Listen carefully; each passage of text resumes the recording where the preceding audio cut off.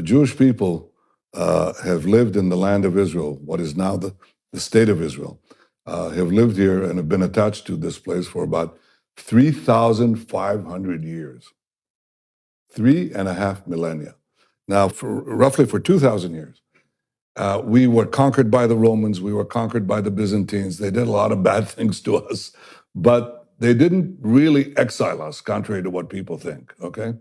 The loss of our land actually occurred when the Arab conquest took place in the 7th century. The Arabs burst out from Arabia, and they did something that no other conqueror, not the Romans, not the Byzantines, not the Greeks before them, not Alexander the Great, nobody did before. They actually started taking over the land of the Jewish farmer. They brought in military colonies that took over the land. And gradually, over the next 2 centuries, the Jews became a minority in our land. So it is under the Arab conquest that the Jews lost their homeland. The Arabs were the colonials. The Jews were the natives dispossessed. Well, that happens in history. The Jews were dispossessed. We were flung to the far corners of the earth, suffered unimaginable suffering because we had no homeland. But we didn't disappear, and we never gave up the dream of coming back to our ancestral homeland. The Arabs who had conquered the land basically left it barren. They never made it their own. It was a barren land. It really had, practically it was an empty land.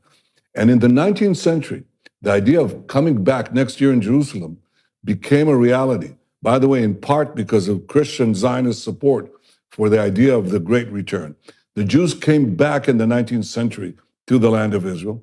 The result of this return was that we started building farms, factories, places of employment. Arabs from nearby countries started immigrating, and they called themselves Palestinians. They reconstructed history and said, we've been here for centuries. You have no right to be here.